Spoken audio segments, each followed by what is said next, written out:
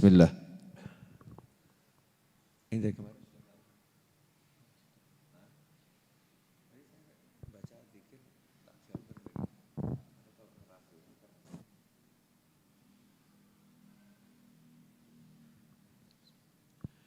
Bismillahirrahmanirrahim. Alhamdulillahi rabbil alamin.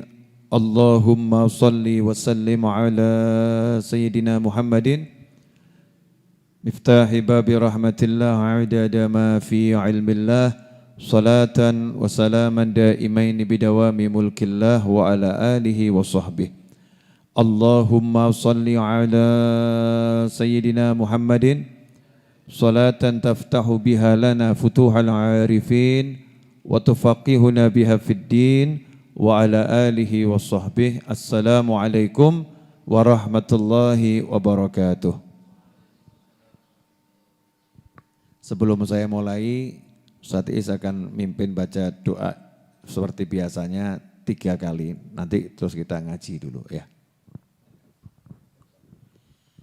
أشهد أن لا إله إلا الله أستغفر الله نسألك الجنة ونعوذ بك من النار أشهد أن لا إله إلا الله أستغفر الله نسألك الجنة ونعوذ بك من النار أشهد أن لا إله إلا الله أستغفر الله نسألك الجنة ونعوذ بك من النار اللهم إنك عفو تحب العفو فاعف عنا اللهم إنك عفو تحب العفو فاعف عنا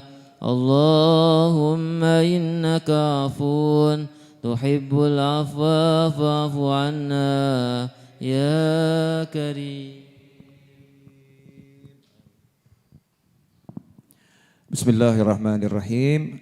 Alhamdulillahi rabbil alamin. Allahumma salli wa sallim ala sayyidina Muhammadin wa ala alihi wa ashabihi ajma'in. Assalamualaikum warahmatullahi wabarakatuh. Alhamdulillah kita bisa bertemu kembali. Insyaallah sore ini kita akan mengambil hikmah dari kitab An-Nasaihud Diniyah wal Wasail Imaniyah karya Habib Abdullah bin Alwi Al-Haddad, dan kita akan belajar bab tentang masalah adab mab'ath tilawatil Quran wa dzikir, masalah membaca Al-Quran dan zikir. Diawali dulu dengan masalah kemuliaan orang-orang yang membaca Al-Quran. Bismillahirrahmanirrahim. Radhiyallahu anhum wa qala radhiyallahu anhu wa'lamu ma'asyiral ikhwan ja'alallahu wa iyyakum minat talina li kitabihil aziz haqqa tilawatih al-mu'minina bihil hafidhina lahul mahfudhina bih al-muqimina lahu al-qa'imina bih أن تلاوة القرآن العظيم من أفضل العبادات وأعظم القربات وعجل الطاعات وفيها أجر عظيم وثواب كريم. قال الله تعالى إن الذين يتلون كتاب الله وأقاموا الصلاة وأنفقوا مما رزقناهم سرا وعلانية يرجون تجارة لن تبور ليوفيهم أجورهم ويزيدهم من فضله إنه غفور شكور. وقال صلى الله عليه وسلم أفضل عبادة أمتي تلاوة القرآن. وقال عليه الصلاة والسلام من قرأ حرفا من كتاب الله كتبت له حسنة والحسنة بعشر أمثالها لا أقول ألف لام ميم حرف واحد بل ألف حرف ولام حرف وميم حرف. وقال عليه الصلاة والسلام يقول الله تعالى من شغله ذكري وتلاوة كتابي عن مسألتي أعطيته أفضل ما أعطي السائلين. وفضل كلام الله تعالى على سائر الكلام كفضل الله على خلقه. وقال عليه الصلاة والسلام اقرأوا القرآن فإنه يأتي يوم القيامة شفيعا لأصحابه. وقال علي كرم الله وجهه من قرأ القرآن وهو قائم في الصلاة kana lahu bikulli harfin mi'atu hasanah wa man qara'ahu wa huwa qa'idun fis shalah kana lahu bikulli harfin khamsuna hasanah wa man qara'ahu kharijas shalah wa huwa ala taharatin kana lahu bikulli harfin khamsun wa isruna hasanah wa man qara'ahu wa huwa ala ghairi taharatin kana lahu bikulli harfin 10 hasanat. Ya, alhamdulillah, ini tadi saya bacakan satu paragraf ya, satu alinea dari kitab Nashaihu Diniyah bab tentang masalah membaca Al-Qur'an dan zikir. Habib Abdullah Haddad mengatakan wa'lamu ma'asyiral ikhwan, wahai saudara-saudaraku semua, ketahuilah semoga Allah menjadikan kita semua sebagai orang-orang yang membaca kitabnya Allah Ta'ala Al-Quran dengan benar-benar tilawah yang sungguhnya, orang-orang yang beriman kepadanya, orang-orang yang menjaga Al-Quran tersebut dan dijaga dengan berkat Al-Quran, orang-orang yang memenuhi haknya Al-Quran. Sesungguhnya membaca Al-Quran merupakan ibadah yang paling utama, ibadah yang paling mulia, dan merupakan salah satu ibadah yang paling agung yang digunakan untuk mendekatkan diri kepada Allah Ta'ala. Membaca Al-Quran merupakan ajallu ta'at, ta'at yang paling mulia, ketaatan yang paling utama. Kenapa dikatakan ketaatan yang paling utama? Membaca Al-Quran ini satu, pahalanya agung, pahalanya mulia, banyak. Allah menyatakan dalam surat Fatir ayat 29 sampai 30, sesungguhnya orang-orang yang baca kitab Allah dan mendirikan sholat serta mendermakan hartanya dari yang Allah berikan rezeki kepadanya secara terang-terangan maupun sembunyi-sembunyi karena mengharapkan perdagangan yang tak akan merugi, maka dia Allah akan memberikan pahala mereka semua tanpa mengurangi haknya sedikit pun, dikasih lebih dari seharusnya, dan Allah juga memberikan tambahan dari sisi kemurahannya. Sesungguhnya Allah Maha Pengampun dan Allah Maha Membalas kebaikan. Sementara Rasulullah SAW bersabda, ibadah umatku yang paling utama adalah membaca Al-Quran. Dalam hadis yang lain Rasul bersabda SAW, barang siapa membaca satu huruf dari Al-Quran, maka dia mendapatkan pahala hasanah, satu hasanah. Dan satu hasanah itu akan diberi pahala 10 kali lipat oleh Allah Ta'ala. Kata Rasul SAW, aku tidak mengucapkan alif lam mim sebagai satu huruf, tetapi alif itu satu huruf, lam itu satu huruf, mim itu satu huruf. Dalam hadis yang lain Rasulullah SAW bersabda, Allah Ta'ala mewahyukan dalam hadis qudsi, barang siapa sibuk mengingatku dan membaca kitabku sehingga tidak sempat memohon kepadaku, maka aku akan memberikan kepadanya apa yang lebih utama dari apa yang kuberikan pada orang-orang yang meminta dan memohon. Keutamaan kalamullah Ta'ala dibandingkan semua ucapan yang ada, seperti keutamaannya Allah dibandingkan semua ciptaannya.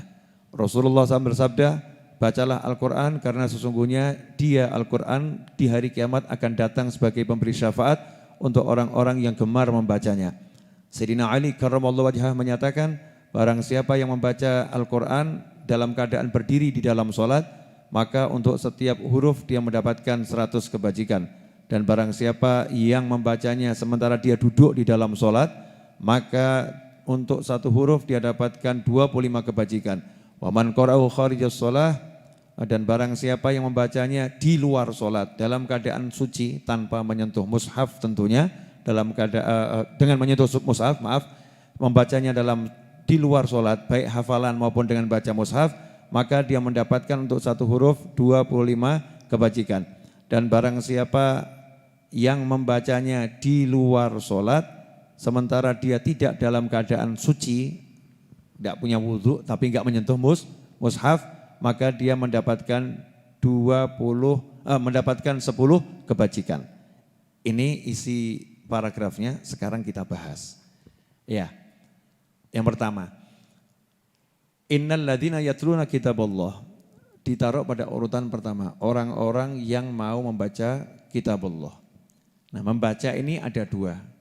Membaca dalam arti ya membaca dalam arti memahami isinya dan mengamalkannya. Itu juga membaca. Nah, kita masuk makom yang mana? Kalau makomnya baru makom qiraah membaca, ya alhamdulillah. Karena berkat membaca tadi, kita udah masuk dalam kelompok orang-orang yang nanti akan mendapatkan fadlullah, karunianya Allah Subhanahu wa taala. Jadi Allah tuh kalau ngasih gaji ada dua. Gaji yang dibayarkan sesuai memang kontrak kerjanya. Orang yang baca satu huruf dapat pahala 10, kan begitu ya? Itu kontrak kerjanya. Tapi di samping itu Allah punya bonus. Nah, bonus ini namanya min fadlih, dari sisi kemurahannya Allah. Jadi kalau Allah ngasih bonus, mungkin bacanya cuma alif lam mim. Sama Allah dikasih pahala khatam Al-Quran, bisa. Terserah Allah, bonus. Nah, bonusnya antara yang satu dengan yang lain beda. Namanya juga bonus, min fadlih. Ini jenis pahala yang Allah berikan untuk orang-orang yang mau baca Al-Quran, yang mendirikan sholat, yang mau mendermakan hartanya di jalan Allah Subhanahu wa taala. Kemudian dikatakan ibadah umatku yang terbaik adalah membaca Al-Quran. Ibadah umatku yang terbaik membaca Al-Quran. Ibadah umatku yang terbaik itu ada banyak hadis. Ada yang membaca Al-Quran, ya. Ada yang amar ma'ruf nahi mungkar, ada yang zikir, macam-macam. Nah, tentunya setiap ucapan Nabi SAW itu punya situasi dan kondisi tertentu. Nah, buat orang yang banyak duitnya, jangan kemudian dia berdalil dengan hadis ini, afdhalu ibadati ummati tilawatul Quran. Duitnya banyak, afdhalu ibadati ummati tilawatul Quran. Sabda Nabi Muhammad SAW, ibadah umatku yang paling baik adalah baca Al-Quran. Akhirnya dia sedekahnya sedikit, ngajinya banyak. Satu hari hatam 10 kali, tapi pelitnya luar biasa. Nah, ini apakah kemudian membacanya itu afdol untuk dia? Afdol untuk umat, tapi enggak afdol untuk dia.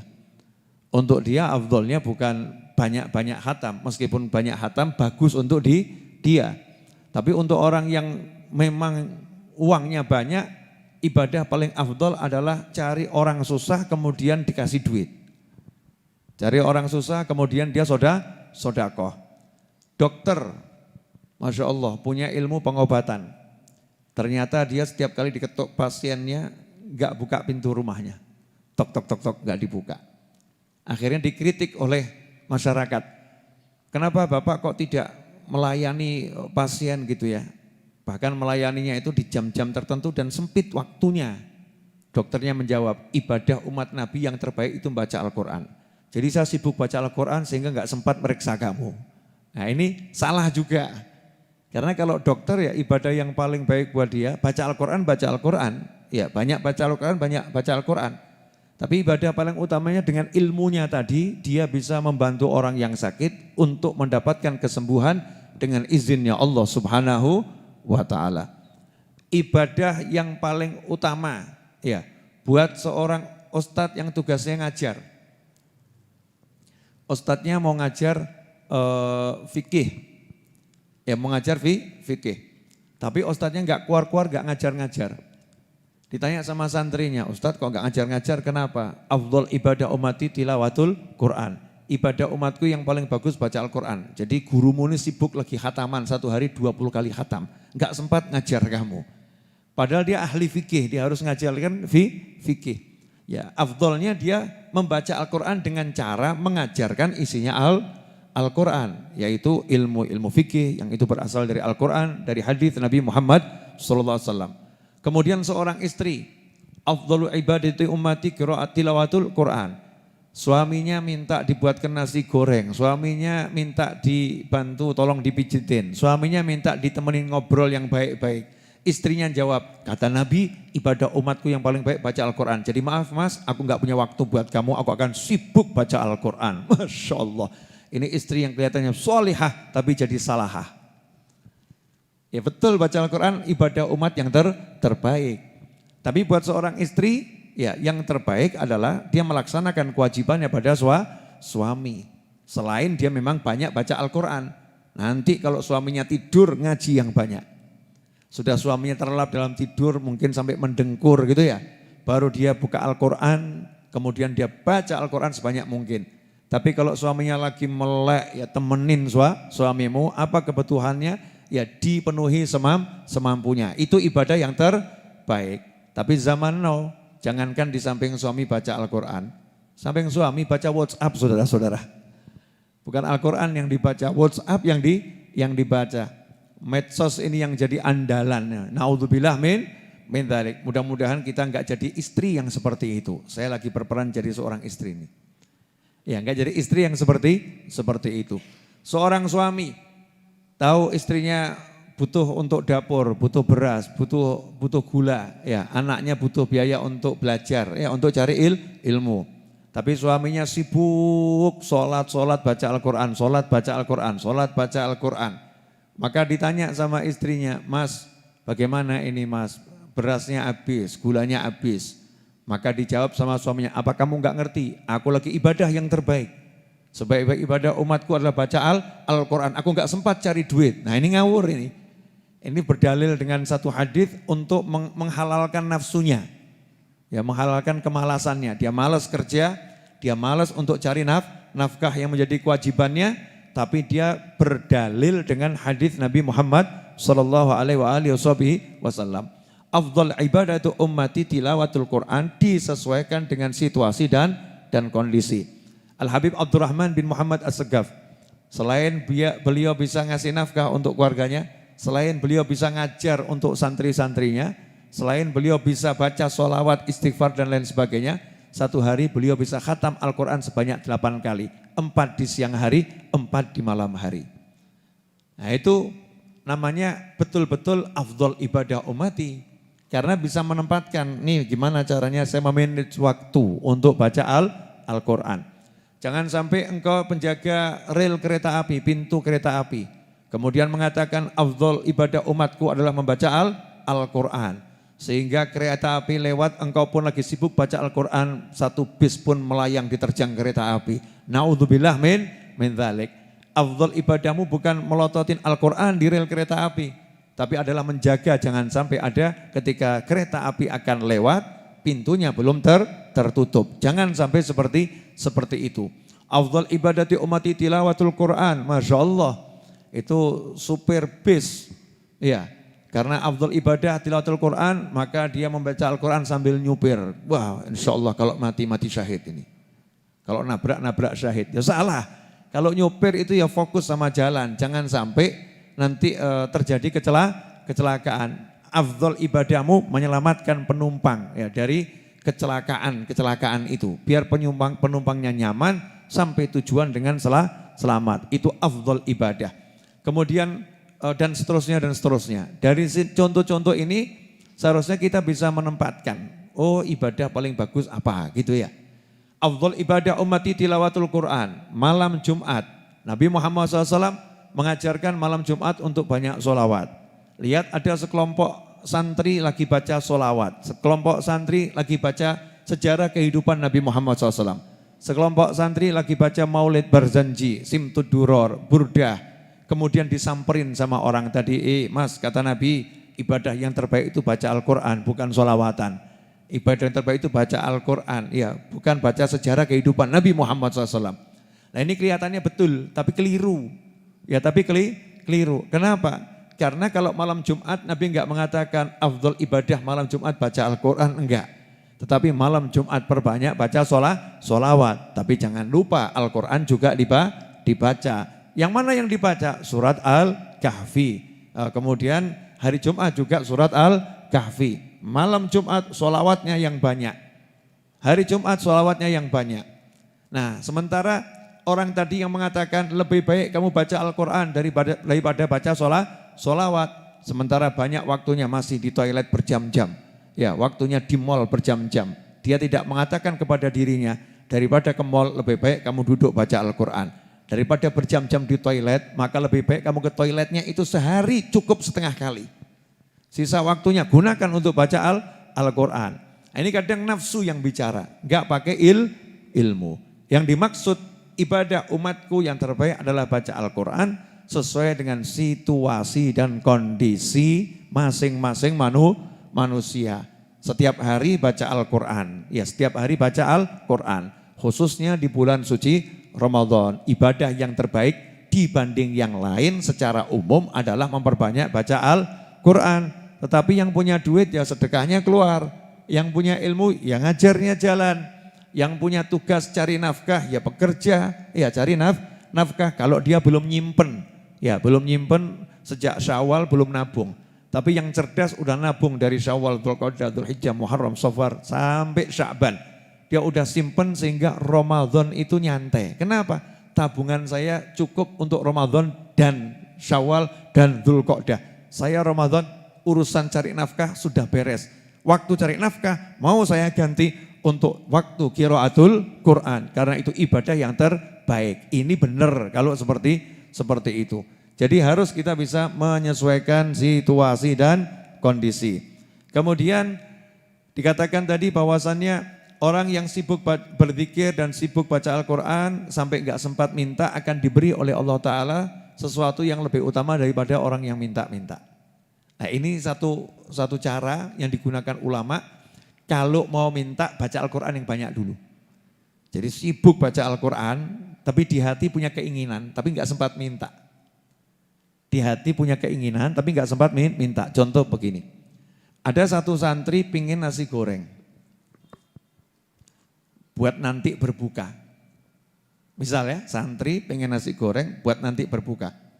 Enggak sempat ngomong sama panitia, tapi dia sibuk ya membantu Pak Yainya, nyapu, ngepel dan lain sebagainya, sibuk bantu. Dia enggak sempat ngucap tapi di hatinya ada keinginan pengen nasi goreng. Loh Yainya tahu ini dia sebetulnya pengen nasi goreng ini, tapi enggak sempat minta, sibuk dia bantu saya, enggak sempat minta. Maka Yainya bilang sama bagian-bagian yang masak, kasih dia nasi goreng, kasih dia ayam goreng, kasih dia ayam bakar dan lain sebagainya. Kenapa? Dia sibuk memuaskan saya sampai enggak sempat minta sama saya. Kan begitu ya? Nah begitu pula orang yang sibuk ya baca Al-Quran, punya pengen nikah. Belum sempat ngucap tapi sibuk baca Al-Quran, terus sibuk zikir. Maka apa yang ada di hatinya tuh pengen enggak sempat diucapkan, akan dikasih sama Allah Ta'ala lebih dari yang dia inginkan. Dan ini dipakai oleh para ulama jadi metode kalau hajat mau kabul. Makanya kalau hajat mau kabul baca Al-Quran dulu baru minta. Ya baca Al-Quran dulu baru minta. Zikir dulu baru minta. Bukan minta dulu baru zikir. Karena itu jadi amalan para habaib, para kiai. Kalau mau punya hajat suruh baca Yasin. Mau punya hajat suruh baca sholawat. Ya kan? Disibukkan sholawat dulu, zikir dulu, ngaji dulu. Mau punya hajat suruh hatam Quran dulu.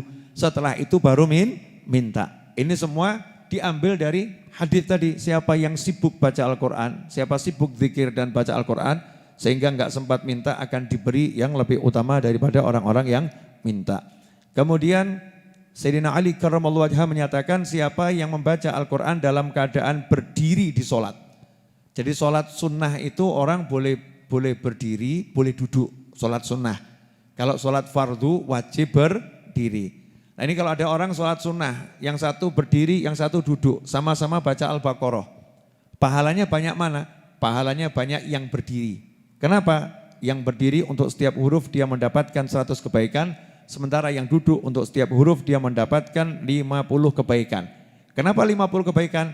Nah, lebih kurang capeknya kok sama duduk.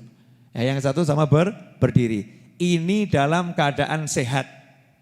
Ya, dalam keadaan sehat, enggak ada illah, enggak ada penyakit, enggak ada halangan untuk berdiri, sehat. Tapi kalau ada orang yang sakit, memang enggak mampu berdiri lain urusannya. Kalau orang yang sakit enggak mampu berdiri, dia dalam keadaan duduk, pahalanya sama dengan berdiri. Sebab kalau dia sehat, dia tetap akan berdiri. Innamal a'malu binniyat. Tapi ini enggak. Wah kalau berdiri capek, Beb, 1 juz berdiri. Udah saya pakai kursi saja, saya mah duduk saja. Sehat dia duduk, boleh. Kalau itu bukan sholat fardu, boleh. Tapi dapat pahala 50 kebajikan untuk 1 huruf. Kalau sholat fardu wajib berdiri bagi yang mampu. Kalau enggak berdiri, enggak bisa. Itu harus dilakukan dengan bil qiyam. Kemudian di luar sholat, entah tadarus, entah baca sendiri, ya di luar sholat. Kalau membacanya itu dalam keadaan toharoh, ya dalam keadaan dia bersih, suci. Ya, toharoh, suci. maka dia mendapatkan pahala sebanyak 25 kebajikan. Tapi kalau di luar sholat dalam keadaan gak punya wudhu, gak suci, tapi dia hafal, ya dia hafal, atau dia mungkin pakai mushaf yang ada terjemahannya. Kalau ada terjemahannya kan tanpa wudhu itu boleh disentuh, karena terjemahannya itu lebih banyak daripada mushafnya.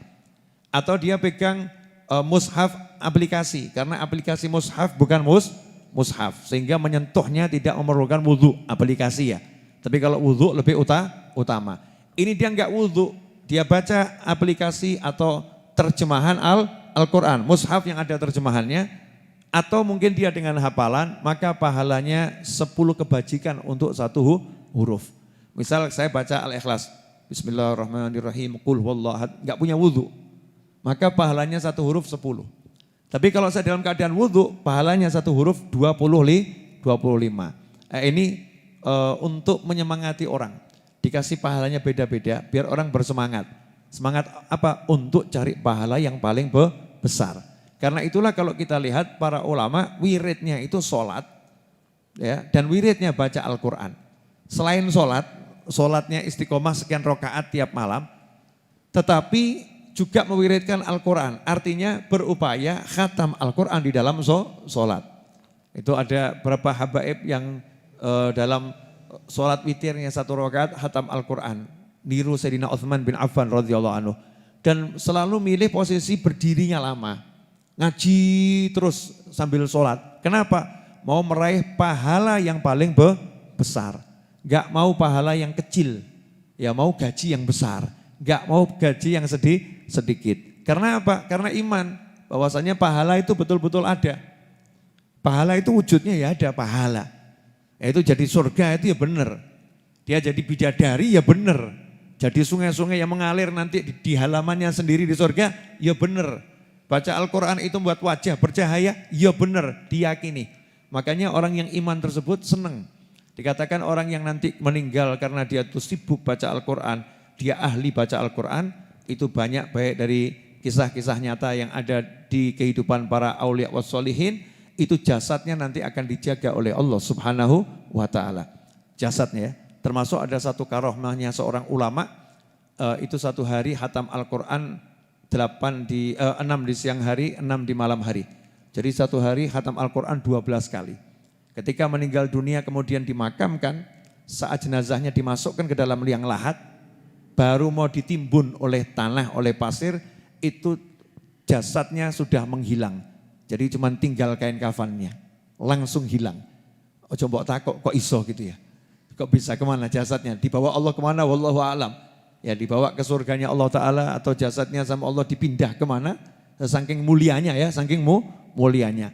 Itu termasuk diantaranya. Dan berapa banyak para kiai yang ahli Quran.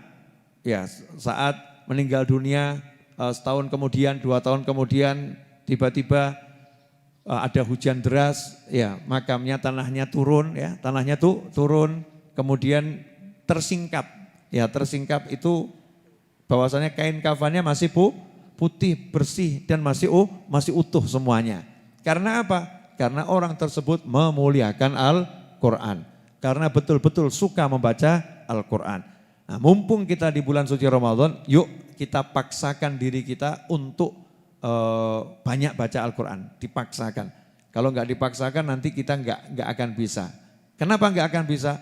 Karena sebelum Ramadan sudah al-malasu wal kesedu. Ya, di bulan Sya'ban kita malas, di bulan Rajab kita malas. Ya, ini di bulan Ramadan ya kita paksakan. Mumpung nafsunya udah dilemahkan dengan lapar dan dahaga sehingga gampang disetir, ya gampang disetir. Kuda binal itu kalau enggak dikasih makan kan lemes. Lah kalau udah lemes kan disetir kan mudah. Sambil dikasih tahu, saya kasih makan tapi syaratnya ini ya. Saya kasih makan syaratnya ini. Dijinakkan nafsunya. Sehingga nafsunya nurut. Boleh ya kopi 1 cangkir tapi 2 jus. Nah ini namanya ada dialog ya bersama nafsu. Secangkir kopi tapi 2 jus. Setelah itu martabak 3 iris ya. Nah habis martabak 3 iris tambah 2 jus lagi. Ini boleh dialog sama nafsu seperti itu. Agar nafsunya bisa diajak kerjasama untuk taat pada Allah Subhanahu wa ta'ala. Mudah-mudahan berkah manfaat, kurang lebihnya mohon maaf. Insya Allah kita bertemu pada kesempatan yang lain. اللهم صل وسلم على سيدنا محمد مفتاح باب رحمة الله عدد ما في علم الله صلاة وسلاما دائمين بدوام ملك الله وعلى آله وصحبه اللهم اجعل في طاعتك فرحي وسروري وفي مرضاتك جميع أموري اللهم يا عالم بحالاتي ومطلع على سرائري ونياتي اقضي جميع حاجاتي واغفر ذنوبي وسيئاتي وتجاوز عن خطيئاتي وزلاتي وتقبل جميع حسناتي وسامحني فيما مضى وما يأتي واكتبني في ديوان ساداتي واسلك بي سبيل نجاتي في حياتي ومماتي اللهم إني طامع في عطاك راغب في رضاك مستسلم لقضاك فاكتبني من أولياك واسلك بي سبيل هداك وألحقني بأصفياك وصلى الله على سيدنا محمد وآله وصحبه وسلم والحمد لله رب العالمين أشهد أن